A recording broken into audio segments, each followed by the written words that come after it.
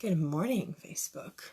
Jessica here, your neighborhood strategic life coach, certified wholeness coach.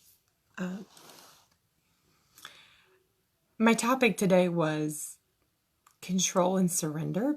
And I went and looked back and I said, oh, I've already done a bit about that. And it was like a 5-minute video. And then I was thinking, I'm sure I've learned a lot since then, because it's probably been 5 or 6 months ago already when I posted about that. So I don't remember what I talked about then, and it's probably going to be the same as now, but I don't even care because it's been so relevant in my life, and I'm sure that this is a topic that's not talked about very often, and kind of like a deeper realization for me of, and I go back to old journal entries sometimes, and I say, oh yeah, that's what I was thinking then, or this is where I've come from.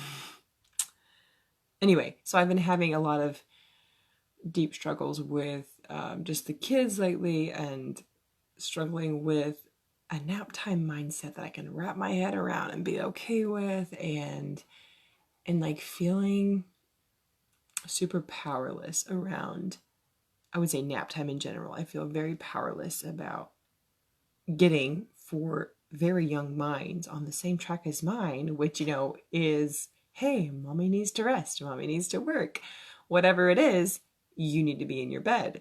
But of course, like, they don't think like that, and they're not going to be doing the same thing that I'm doing anyway. But in those moments of like desperation, almost like and my mind immediately goes to, I'm desperate in this moment, I really want my time, and so it goes immediately to like control. How can I control my kids? How can I get them to do what I want them to do in this moment? And it leads to pain and heartache every time. It leads to me, screaming, yelling, spanking, things that I do not want to do. But then the worst part of that is it also leads me, and then here comes the devil going, aha, you did it again, you did it again, you did things you didn't want to do, you're a failure, you're a bad mom, you're a bad example. And he whispers those lies in my ear again, and I take the bait and I believe them, and that causes me to grasp even more and more and more harder to that thought that I have to have control here. Like, if I don't have control, my day is going to go whatever. Like, I'm going to be mad, or this is going to happen. So number one, I'm actually giving my self-will power over to my children, in a sense, and I'm giving it over to those lies that I have chosen to believe. And so just being aware of that was like step one. Right now, step two is more of, I can change that in the moment. And the opposite of control is surrender. For me, knowing how to surrender, knowing how to properly give up the things that are not in my control. So when I say control, I'm not talking about self-control, which we all should want to work towards, having that self-control of, whether it's, the temperament, temperance, I think, basically moderation is what I'm saying about temperance, moderation, being able to keep things in moderation. I'm the kind of personality where I'm like, oh, food, and I want to just eat all the food until I'm like stuffed, but that's not really moderation, and I don't feel good afterward. Or I see a really great show I want to watch, and I'm like, oh, I want to watch all the show right now, and then it's just like, oh, but I lost 3 hours of sleep, and then now I'm not feeling great. So having that moderation of like, yes, I want to indulge in these things, but I also don't want to overdo it. So that's kind of, to me, that's kind of like that self-control, being in control and being able to make those decisions in order to truly serve you and your health and your body and your purpose, contribution-wise. So like that kind of control is good, and I'm responsible for that kind of control in my life. I am responsible for my thoughts, my emotions, my actions, and I cannot take responsibility for anything less than that or anything more than that. I do believe our culture is very anti self-control in a way that, do what you want when you want to do it and take as much as you want and do as much as you want. Even my kids have been telling me lately, I just want to do what I want to do when I want to do it and how I want to do it. And I'm like, kid, I can totally relate to you because I feel that way too. Like we have that innate selfish desire within us that's not purified, that's not brought to light, that's not surrendered. So here I go to surrender. I feel like it's something we talk about, I think, in the terms of surrender to the Lord for your salvation, or and it's probably more of a Protestant term. It is a Catholic term. Like I've been raised with Catholic terms, but also a little side bit of Protestant view as well. And so I kind of have maybe different perspective than some Catholics, but maybe not. Anyway, that surrender is actually a virtue, to not be attached to those things that we can't control. So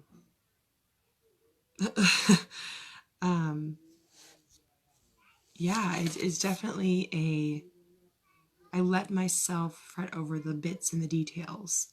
But when you surrender, and I wrote this down here in my little journal, when you surrender, that's when God takes over. And there's certain things I can't control. I cannot control, how my children treat each other. I can teach them how to treat each other better, but I cannot control when they do, fall out of line. I cannot control what my husband thinks or does, but I can be an example for him.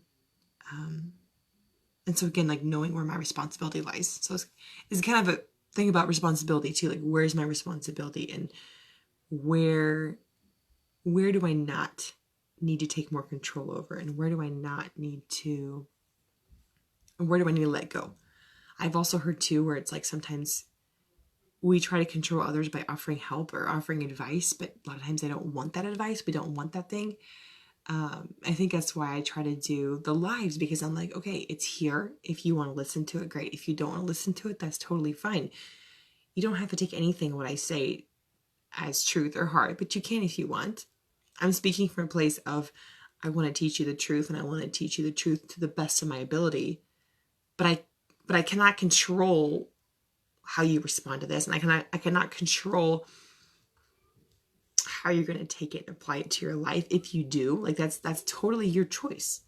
And like also going back to, again, like the free will choice, like God has given that. He's given us a spirit of power and love and of self-control. And I've talked about that in a previous video as well, about what kind of breaking those three things down and what they would look like as I understand them.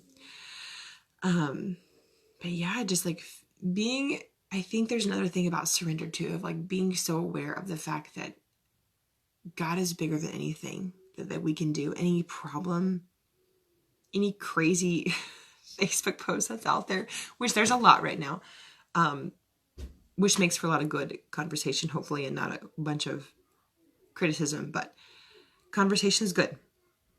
But like knowing that God is there, and that He's already defeated any evil that will come upon us. Like, done at the cross, finito, done. Bye, sayonara, see you. Like he's sayonara. There we go, sayonara. He's already conquered that for us. I think he's just waiting for us to say, God, you know this better than I do. You can conquer this better than I can conquer it in the moment. There's nothing that I can say or do to change this person or to change this situation, but you can. And just surrendering that over to him, at the same time doing what we are responsible for. Acknowledging that God cannot move a parked car, and I am the parked car, so if I choose to move it. But again, just recognizing the bigger picture of how God works, how God moves, how he is ultimately sovereign, and the fact that everything has already been finished and completed in his eyes, and he has the full picture, the full beautiful picture of the puzzle of our lives. And what a relief that God's taking over, because I, as a human, no way no way can do the things that that God can do. And I'm sure a lot of you have seen the movie Bruce Almighty, and it always cracks me up because it's, well, number one, it's Jim Carrey, but number two, just the fact that he thought that he could, put all of his prayers into files or sticky notes or, on the emails, and he has billions and billions of emails, but it's like, we're surrendering. And there's another thing too. Okay, one more thing. I'm sorry. There's lots of little things that keep popping in my head. I just got off a coaching call today, and it was really good. I'm always amped up after a good coaching call. So, okay, here's one here.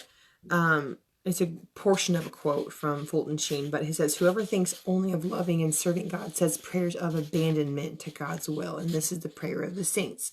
So obviously, I'm not a saint yet. Yet, I'm working towards it. But